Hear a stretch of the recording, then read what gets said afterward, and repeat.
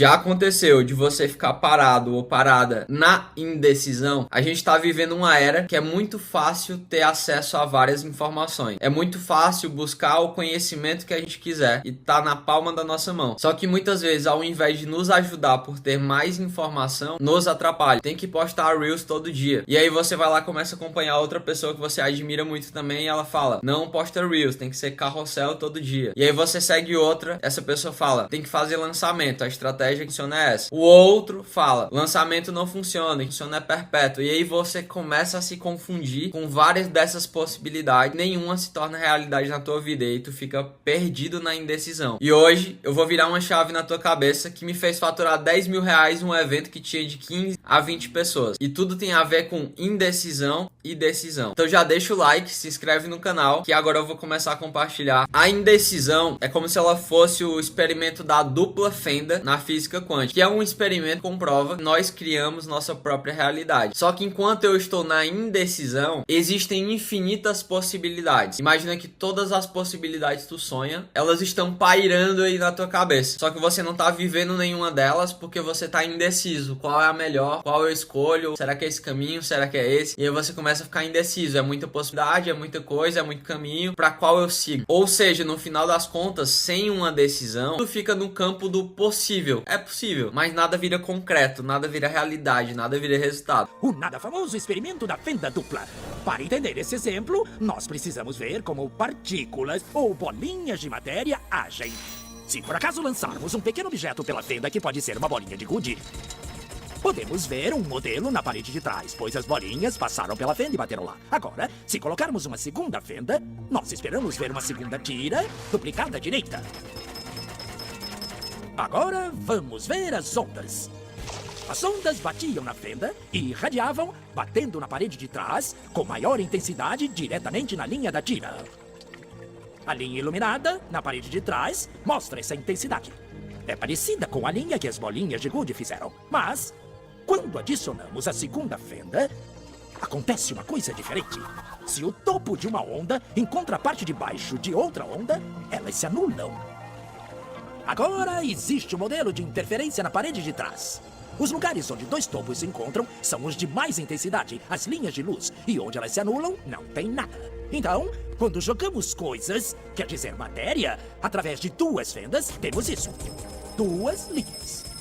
E com ondas, nós temos um modelo de interferência com muitas linhas. Por enquanto está bom.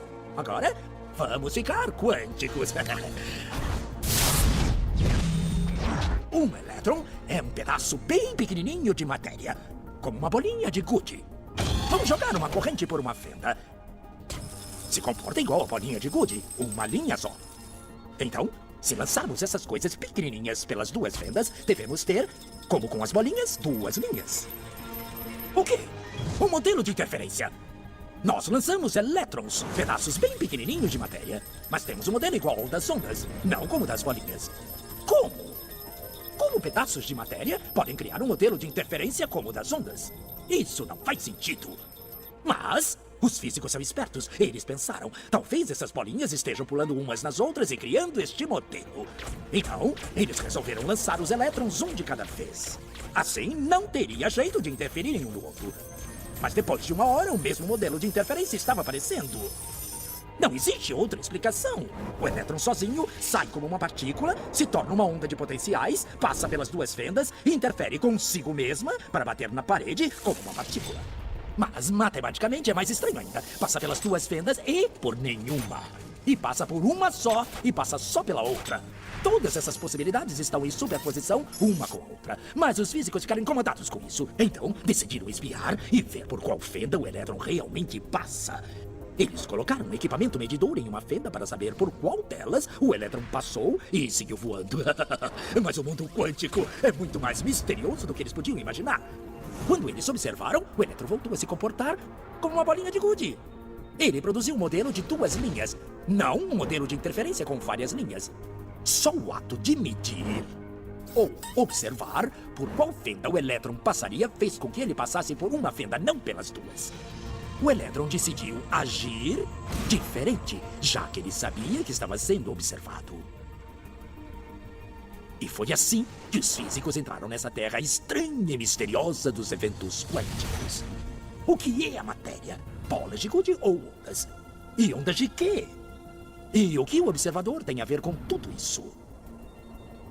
O observador acabou com a função de onda simplesmente por observar. A pessoa consome informação demais, estuda várias estratégias, mas não decide um caminho para executar e para seguir. O resultado, estagnação, não consegue sair do lugar. Qual é a virada de chave? Decida primeiro. Como assim, Jardel? Eu fui fazer um evento onde eu estava com dúvida 2 semanas antes se eu vendia um produto com um ticket mais baixo ou se eu vendia o meu processo de implementação que tem um ticket mais alto. E eu fiquei indeciso entre esses dois e cada dia que passava parecia que era um dia perdido, porque eu ainda não tinha decidido qual eu ia vender. Até que em uma dinâmica que a gente fez, uma pessoa que estava representando minha cliente, ela olhou e falou assim: estou só esperando você decidir. E naquela hora deu um start na minha cabeça. É claro, enquanto eu não decido, eu não colapso a função de onda. Então eu preciso escolher algo e não que seja definitivo para sempre. Melhor ter uma decisão para algo durante um tempo, mesmo que eu vá mudar depois, do que ficar durante o mês todo na dúvida. É isso ou aquilo, é isso ou aquilo. Gasta muito mais energia e você não cria realidade nenhuma, porque você não escolheu nenhum caminho, ficou estagnado e parado. Porque a partir do momento que eu decido, eu colapso a função de onda, transformo as infinitas possibilidades, partículas de probabilidade, forma em algo material. Eu gosto de dizer que o verbo vai se fazer carne, que o desejo vai se tornar matéria, mas tudo isso precisa de uma decisão. E quando eu colapso a função de onda, eu crio uma realidade específica. É como se eu escolhesse um canal de televisão. Tem vários canais ao mesmo tempo. Ligo a televisão e automaticamente já começa num canal. Pode ser que eu goste, pode ser que eu não goste, mas aquilo tá inconsciente e automático. Concordo que ao mesmo tempo tá rolando vários outros programas e que eu posso ir mudando o canal e escolher qual eu quero. E muitas vezes, por exemplo, na Netflix, você entra para escolher um filme e você fica na